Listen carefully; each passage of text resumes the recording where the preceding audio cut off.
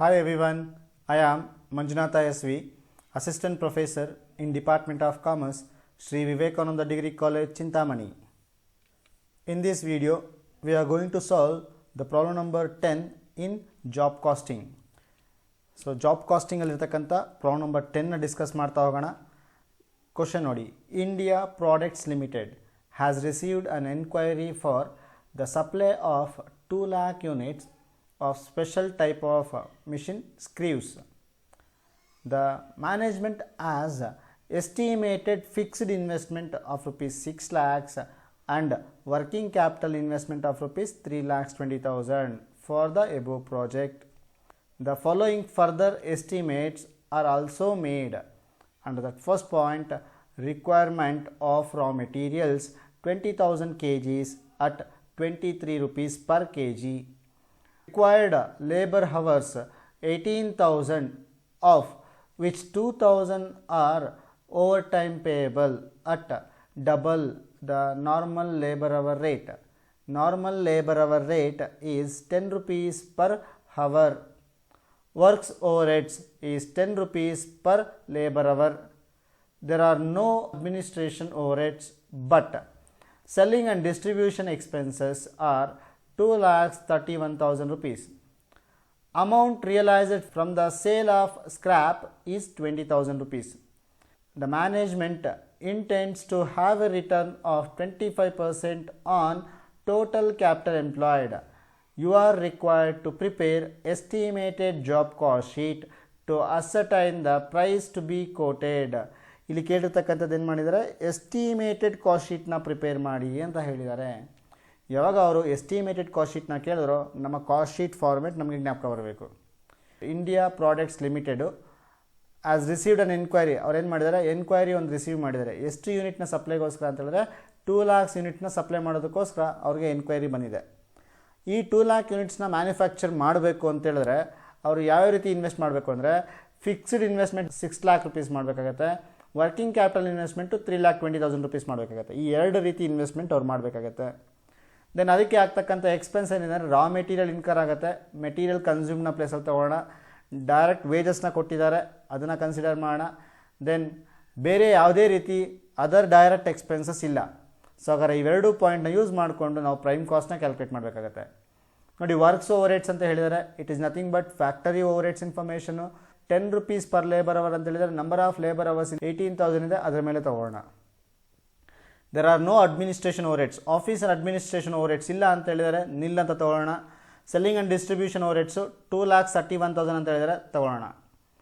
Then amount realised from the sale of scrap ಅಂತ ಹೇಳಿದರೆ, ಸ್ಕ್ರ್ಯಾಪು material ಸ್ಕ್ರ್ಯಾಪಾ factory ಸ್ಕ್ರ್ಯಾಪಾ ಇಲ್ಲಿ clarity ಇಲ್ಲ. ಯಾವಾಗ ಇನ್ಫಾರ್ಮೇಷನ್ ಕೊಟ್ಟಿಲ್ವೋ ಆಗ ನೀವೇನು ಮಾಡ್ತೀರಾ, ಇದು ಫ್ಯಾಕ್ಟ್ರಿ ಸ್ಕ್ರ್ಯಾಪ್ ಅಂತ ಟ್ರೀಟ್ ಮಾಡಿ ಇದು ಫ್ಯಾಕ್ಟರಿ ಓವರ್ಹೆಡ್ಸಲ್ಲಿ ಲೆಸ್ ಮಾಡಬೇಕಾಗಿರ್ತಕ್ಕಂಥ ಐಟಮ್ ಇದು. Then profit 25% on capital employed ಅಂತ ಹೇಳಿದ್ದಾರೆ. ಕ್ಯಾಪಿಟಲ್ ಎಂಪ್ಲಾಯ್ಡು ಪ್ರಾಬ್ಲಮಲ್ಲಿ ಕೊಟ್ಟಿದ್ದಾರಾ ಇಲ್ವಾ? ಸೊ ಪ್ರಾಬ್ಲಮಲ್ಲಿ ಕೊಟ್ಟಿಲ್ಲ. ಇದನ್ನು ಯಾವ ರೀತಿ ಕ್ಯಾಲ್ಕುಲೇಟ್ ಮಾಡಬೇಕು ಅಂತೇಳಿ ನಾನು ಸೊಲ್ಯೂಷನ್ಸ್ ಮಾಡ್ಬೇಕಾದ್ರೆ ನೋಡ್ತೀನಿ, ಯಾಕೆಂದರೆ ಕ್ಲೂ ಕೊಟ್ಟಿದ್ದಾರೆ ಇಲ್ಲಿ, ಅದನ್ನು ಯೂಸ್ ಮಾಡ್ಕೊಂಡು ನಾವು ಮಾಡೋಣ. ಈಗ ಆನ್ಸರ್ ಹತ್ರ ಬರೋಣ. ಸೊಲ್ಯೂಷನ್ ಹೆಡ್ಡಿಂಗ್ ತೊಗೊಳ್ಳಿ, estimated job cost sheet for the period dash. Columns ತಗೊಳ್ಳೋಣ. ನಿಮ್ಮ ಕಾಸ್ಟ್ ಶೀಟ್ನ ರೈಟ್ ಹ್ಯಾಂಡ್ ಸೈಡ್ ಎಷ್ಟು ಯೂನಿಟ್ನ ಸಪ್ಲೈ ಮಾಡೋಕ್ಕೆ ಕೇಳಿದ್ದಾರೆ ಅವರು, 2 lakhs ಯೂನಿಟ್ಸ್. ಅದಕ್ಕೋಸ್ಕರ number of units is equals to 2 lakh units ಅಂತ ತೊಗೊಂಡಿದ್ದೀನಿ. Then particulars rupees inner column ಇದು. Then total cost column. Then cost per unit column. ಇಲ್ಲಿ ಕಾಸ್ಟ್ ಪರ್ ಯೂನಿಟ್ ಕಾಲಮ್ ಯಾಕೆ ಮಾಡ್ತಿದ್ದೀವಿ ಅಂತ ಹೇಳಿದ್ರೆ, ಯಾವಾಗ ನಂಬರ್ ಆಫ್ ಯೂನಿಟ್ಸ್ ಪ್ರೊಡಕ್ಷನ್ ಕೊಡ್ತಾರೋ ಆಗ ನಾವು ಕಾಸ್ಟ್ ಪರ್ ಯೂನಿಟ್ನ ಮಾಡ್ಬೋದಾಗಿರುತ್ತೆ. ನಾವು ಕಂಪಲ್ಸರಿ ಮಾಡೋಣ. ದೆನ್ ಕಾಸ್ಟ್ ಶೀಟಲ್ಲಿ ಫಸ್ಟ್ ಏನೋ ರೆಕಾರ್ಡ್ ಮಾಡ್ತೀವಿ ಅಂದರೆ ಮೆಟೀರಿಯಲ್ಸ್. ಮೆಟೀರಿಯಲ್ಸ್ ಏನು ಇನ್ಫಾರ್ಮೇಷನ್ ಕೊಟ್ಟಿದ್ದಾರೆ ಪ್ರಾಬ್ಲಮಲ್ಲಿ ನೋಡಿ ಇಲ್ಲಿ first point, required raw materials 20,000 kgs at rupees 23 rupees per unit ಅಂತ ಹೇಳಿದ್ದಾರೆ. ಸೊ ಹಾಗಾದ್ರೆ 20,000 kg ಇಂಟು 23 rupees ಮಾಡಿದ್ರೆ ನಮಗೆ ಟೋಟಲ್ ಮೆಟೀರಿಯಲ್ ಕಾಸ್ಟ್ ಸಿಗುತ್ತೆ. ಸೊಲ್ಯೂಷನ್ ಹತ್ರ ಬನ್ನಿ. Materials 20,000 kgs into 23 rupees per kg. So ಎಷ್ಟು ವ್ಯಾಲ್ಯೂ ಬರುತ್ತೆ, 4,60,000 rupees ಬರುತ್ತೆ. ಪರ್ ಯೂನಿಟ್ ಹೇಗೆ ಕ್ಯಾಲ್ಕುಲೇಟ್ ಮಾಡಬೇಕು ಅಂದರೆ, 4,60,000 divided by units produced. So ಅವರ ಯೂನಿಟ್ಸ್ ಪ್ರೊಡಕ್ಷನ್ ಎಷ್ಟು, 2 lakhs. ನಿಮಗೆ 2.30 per ಯೂನಿಟ್ ಅಂತ. ಸೊ ಮೆಟೀರಿಯಲ್ ಆದ ನಂತರ ನೆಕ್ಸ್ಟ್ ನಾವೇನು ರೆಕಾರ್ಡ್ ಮಾಡಬೇಕು, ವೇಜಸ್. ಕ್ವಶನ್ ಹತ್ರ ಬನ್ನಿ ಈಗ. Required labour hours 18,000 hours, out of which 2,000 hours are overtime payable at double the normal labour hour rate. Normal labour hour rate ಏನಿದೆ ಅದನ್ನು ಡಬಲ್ ಮಾಡಿ ಅಂತ ಹೇಳಿದ್ದಾರೆ ಫಾರ್ ಓವರ್ ಟೈಮ್ ಅವರ್ಸ್ಗೆ. ಟೋಟಲ್ ಅವರ್ಸು 18,000, ಅದರಲ್ಲಿ 2,000 ಓವರ್ ಟೈಮ್ ಅವರ್ಸು ಅಂತ ಹೇಳಿದ್ದಾರೆ. ಹಾಗಾದ್ರೆ ನಾರ್ಮಲ್ ಅವರ್ಸ್ ಎಷ್ಟಿರುತ್ತೆ, 16,000 hours, 2,000 hours overtime hours, ಎರಡು ಟೋಟಲ್ ಮಾಡಿಕೊಂಡಾಗ ಟೋಟಲ್ ಲೇಬರ್ ಅವರ್ಸ್ ಆಗಿರುತ್ತೆ. ಟೋಟಲ್ ಲೇಬರ್ ಅವರ್ಸ್ 18,000 ಅವರ್ಸ್ ಅಂತ ಇದೆ, ಓವರ್ ಟೈಮ್ ಅವರ್ಸು 2,000 ಅವರ್ಸ್ ಆಗಿದೆ. ರಿಮೈನಿಂಗ್ ಬ್ಯಾಲೆನ್ಸ್ 16,000 ಅವರ್ಸ್ ಏನಾಗಿರುತ್ತೆ, ನಾರ್ಮಲ್ ಲೇಬರ್ ಅವರ್ಸ್ ಆಗಿರುತ್ತೆ. ನಾರ್ಮಲ್ ಲೇಬರ್ ಅವರ್ಸ್ ಆಗಿದ್ದರೆ ನೋಡಿ, ನಾರ್ಮಲ್ ಲೇಬರ್ ಅವರ್ ರೇಟ್ನ ಅಪ್ಲೈ ಮಾಡಬೇಕು. ಓವರ್ ಟೈಮ್ಗೆ ನೀವೇನು ಮಾಡ್ತೀರಾ, ಡಬಲ್ ರೇಟ್ ಅಪ್ಲೈ ಮಾಡ್ತೀರಾ. ಸೊ ಈಗ ವೇಜಸ್ ಹತ್ರ ಬನ್ನಿ. ಆ್ಯಡ್ ವೇಜಸ್, ಇಲ್ಲಿ 2 ಕೈಂಡ್ಸ್ ಆಫ್ ವೇಜಸ್ ಬರುತ್ತೆ. ಒಂದು ನಾರ್ಮಲ್ ವೇಜಸ್ಸು, ಇನ್ನೊಂದು over time wages. First normal ವೇಜಸ್ನ ರೆಕಾರ್ಡ್ ಮಾಡೋಣ. ನಾರ್ಮಲ್ ವೇಜಸ್ ಅವರ್ಸ್ ಎಷ್ಟಿದೆ ಅಂತ ಹೇಳಿದ್ರೆ 16,000 ಅವರ್ಸ್. ಇದು ಪ್ರಾಬ್ಲಮಲ್ಲಿ ಕೊಟ್ಟಿಲ್ಲ, ನಾವೇ ಕ್ಯಾಲ್ಕುಲೇಟ್ ಮಾಡ್ಕೊಂಡಿರ್ತಕ್ಕಂಥದ್ದು. ಹೇಗೆ ಅಂದರೆ ಟೋಟಲ್ 18,000 ಇದೆ, ಅದರಲ್ಲಿ 2,000 ಓವರ್ ಟೈಮ್ ಆಗಿದ್ದರೆ ಬ್ಯಾಲೆನ್ಸು ನಾರ್ಮಲ್ ಅವರ್ಸ್ ಆಗಿರುತ್ತೆ. ಸೊ ನಾರ್ಮಲ್ ಅವರ್ಸ್ ಎಷ್ಟು ಇಲ್ಲಿ 16,000 hours into 10 rupees per hour ಅಂತ ಮಾಡಿ ನಿಮಗೆ ನಾರ್ಮಲ್ ವೇಜಸ್ ಸಿಗುತ್ತೆ 1,60,000. ದೆನ್ ಓವರ್ ಟೈಮ್ ವೇಜಸ್ಗೆ ಬರೋಣ. Over time wages is equals to 2,000 hours into 20 rupees per hour. ನೋಡಿ ಇಲ್ಲಿ ರೇಟು ಡಬಲ್ ಮಾಡಿದೆ. ನಾರ್ಮಲ್ ವೇಜ್ ರೇಟ್ ಎಷ್ಟಿದು 10 rupees ಇತ್ತು, ಅದನ್ನು ಡಬಲ್ ರೇಟ್ ಅಂತ ಹೇಳಿರೋದ್ರಿಂದ ನಾವು 20 rupees ಮಲ್ಟಿಪ್ಲಿಕೇಶನ್ ಮಾಡ್ತೀವಿ. ಸೊ 40,000 rupees ಬರುತ್ತೆ. ಎರಡು ಟೋಟಲ್ ಮಾಡಿಕೊಂಡ್ರೆ ನಮಗೆ ಟೋಟಲ್ ಡೈರೆಕ್ಟ್ ವೇಜಸ್ ಸಿಗುತ್ತೆ, that is 2 lakhs. 2 lakhs divided by 2 lakh units ಮಾಡಿ ಲೇಬರ್ ಒಂದು ಯೂನಿಟ್ಗೆ ಎಷ್ಟು ಅಂತ ಸಿಗುತ್ತೆ. ಬೇರೆ ಅದರ್ ಡೈರೆಕ್ಟ್ ಎಕ್ಸ್ಪೆನ್ಸಸ್ ಇಲ್ಲ. ಹಾಗಾದ್ರೆ ಇವೆರಡು ಆ್ಯಡ್ ಮಾಡ್ಕೊಳ್ಳೋದ್ರ ಮುಖಾಂತರ ನಿಮಗೆ ಪ್ರೈಮ್ ಕಾಸ್ಟ್ ಸಿಗುತ್ತೆ, that is 6,60,000 rupees per unit ಬೇಕು ಅಂತ ಹೇಳಿದ್ರೆ 6,60,000 rupees ಡಿವೈಡೆಡ್ ಬೈ 2 lakhs ಮಾಡಿ ನಿಮಗೆ 3 rupees 30 paise ಬರುತ್ತೆ. After the prime cost we have to calculate factory over heads. Add factory over heads. Problem ಹತ್ರ ಬನ್ನಿ, ಇನ್ಫಾರ್ಮೇಷನ್ ಏನು ಕೊಟ್ಟಿದ್ದಾರೆ ನೋಡೋಣ. Works over heads 10 rupees per labour hour. So 10 rupeesನ charge ಮಾಡ್ತಾರೆ ಅಂತ ಹೇಳಿದರೆ per labour hour. Number of labour hours ಎಷ್ಟಿದೆ ಇಲ್ಲಿ 18,000 ಅವರ್ಸ್ ಇದೆ. ಇಲ್ಲಿ ಇನ್ಕ್ಲೂಡಿಂಗ್ 2 ಅವರ್ಸ್ ತೊಗೋಬೇಕು, normal hours overtime hours ಎರಡು ತೊಗೊಳ್ತೀವಿ ಇಲ್ಲಿ. ಸೊ ಅವರೇ ನಂಬರ್ ಆಫ್ ಅವರ್ಸ್ ಎಷ್ಟಿದೆ ಇಲ್ಲಿ 18,000 ಲೇಬರ್ ಅವರ್ಸ್ ಇದೆ. 18,000 ಲೇಬರ್ ಅವರ್ಸ್ ಇಂಟು 10 rupees ಮಾಡಿದ್ರೆ ನಮಗೆ ವರ್ಕ್ಸ್ ಓವರ್ ಹೆಡ್ ಸಿಗುತ್ತೆ. ಆನ್ಸರ್ ಹತ್ರ ಬನ್ನಿ. Works over heads is 10 rupees per labour hour. ಈ ಇನ್ಫಾರ್ಮೇಷನ್ ಪ್ರಾಬ್ಲಮಲ್ಲಿ ಇರ್ತಕ್ಕಂಥದ್ದು.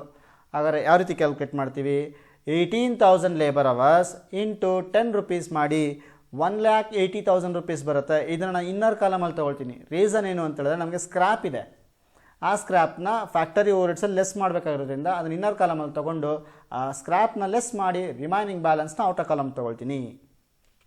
ಇಲ್ಲಿ amount realised from the sale of scrap is 20,000. Scrap value ಎಷ್ಟಿದೆ 20,000 ಇದೆ. ಆ 20,000ನ ಫ್ಯಾಕ್ಟರಿ ಓವರ್ ಹೆಡ್ಸಲ್ಲಿ ಕನ್ಸಿಡರ್ ಮಾಡಬೇಕಾಗಿರುತ್ತೆ. ಇದು ಸ್ಕ್ರ್ಯಾಪ್ ರೆವಿನ್ಯೂ ಜನ್ರೇಟ್ ಆಗೋದ್ರಿಂದ ನಾನು ಇಲ್ಲೇನು ಮಾಡ್ತೀವಿ, ಲೆಸ್ ಮಾಡಬೇಕಾಗತ್ತೆ. ಆನ್ಸರ್ ಹತ್ರ ಬನ್ನಿ. ಲೆಸ್ ಸ್ಕ್ರ್ಯಾಪ್ ಎಷ್ಟು 20,000 rupees, 1,80,000 ಮೈನಸ್ 20,000 rupees ಮಾಡಿದಾಗ ನಿಮಗೆ ಬ್ಯಾಲೆನ್ಸು 1,60,000 ಫ್ಯಾಕ್ಟರಿ ಓವರ್ ಹೆಡ್ ಸಿಗುತ್ತೆ.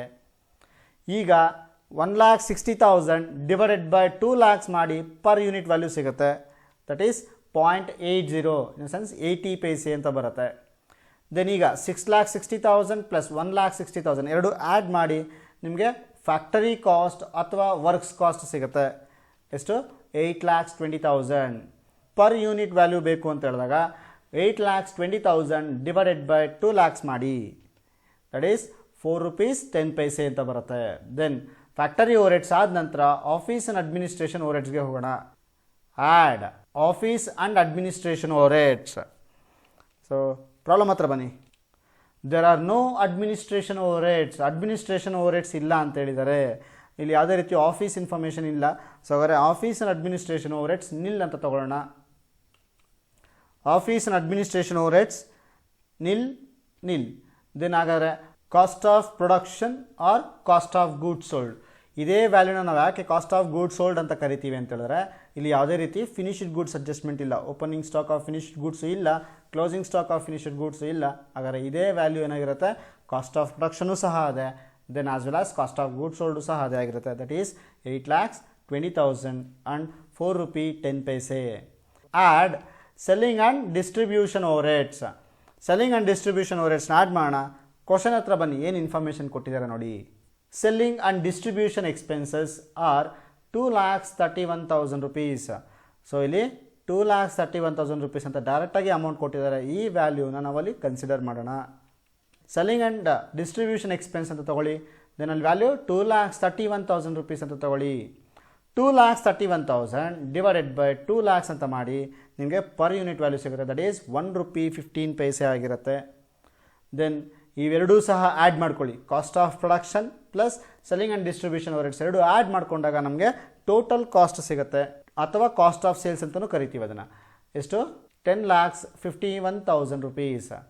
10,51,000 rupees divided by 2 lakhs units ಮಾಡಿ ನಿಮಗೆ ಪರ್ ಯೂನಿಟ್ ವ್ಯಾಲ್ಯೂ ಸಿಗುತ್ತೆ. ದಟ್ ಈಸ್ 5 rupee 25 paise ಸಿಗುತ್ತೆ. ಇದಾದ ನಂತರ ಪ್ರಾಬ್ಲಮಲ್ಲಿ ಚೆಕ್ ಮಾಡಬೇಕು, ಪ್ರಾಫಿಟ್ ಇನ್ಫಾರ್ಮೇಷನ್ ಇದೆಯಾ ಅಥವಾ ಸೇಲ್ಸ್ ಇನ್ಫಾರ್ಮೇಷನ್ ಇದೆಯಾ ನೋಡಿ. ಪ್ರಾಬ್ಲಮಲ್ಲಿ return of 25% on the capital employed ಅಂತ ಹೇಳಿದ್ದಾರೆ. ರಿಟರ್ನ್ ಅನ್ನೋದು is nothing but a profit. ಇಲ್ಲಿ ಪ್ರಾಫಿಟ್ ಇನ್ಫಾರ್ಮೇಷನ್ ಕೊಟ್ಟಿದ್ದಾರೆ. Profit is 25% on total capital employed ಅಂತ ಹೇಳಿದ್ದಾರೆ.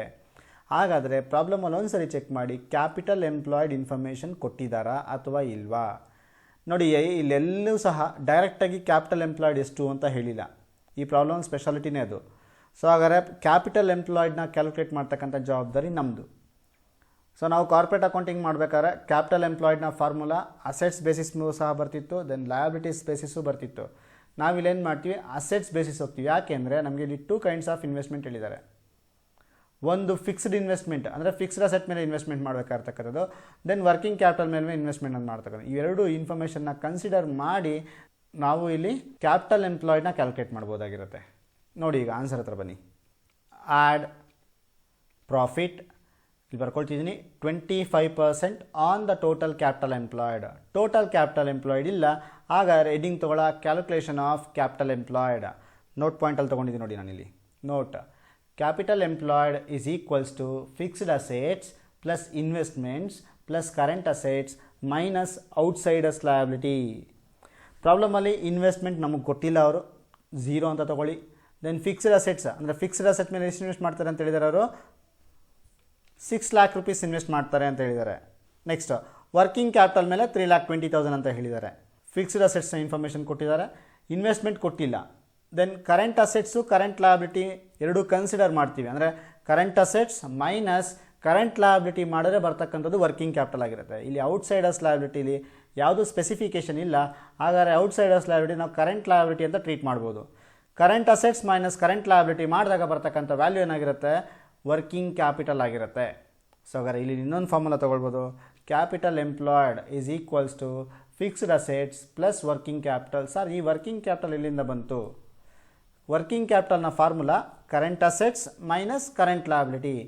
ಔಟ್ಸೈಡರ್ಸ್ ಲಯಬಿಲಿಟಿಲಿ ಏನೂ ಇಲ್ಲ ಅಂತ ಹೇಳಿದಾಗ ಕರೆಂಟ್ ಲಯಬಿಲಿಟಿ ಅನ್ನೋ ಇದ್ದೇ ಇರುತ್ತೆ. ಅದಕ್ಕೋಸ್ಕರ ಏನು ಮಾಡ್ತೀನಿ, current assets minus current liability ಮಾಡಿದಾಗ ಬರ್ತಕ್ಕಂಥ ವ್ಯಾಲ್ಯೂ ವರ್ಕಿಂಗ್ ಕ್ಯಾಪಿಟಲ್ ಆಗಿರುತ್ತೆ. ಪ್ರಾಬ್ಲಮಲ್ಲಿ ಇನ್ವೆಸ್ಟ್ಮೆಂಟ್ ವ್ಯಾಲ್ಯೂ ಗೊತ್ತಿಲ್ಲ ನಮಗೆ. ಸೊ ಹಾಗಾದ್ರೆ ಫಿಕ್ಸ್ಡ್ ಇನ್ವೆಸ್ಟ್ಮೆಂಟ್ ಕೊಟ್ಟಿದೆ, ಫಿಕ್ಸ್ಡ್ ಅಸೆಟ್ ಇದೆ, ದೆನ್ ಇದೆ.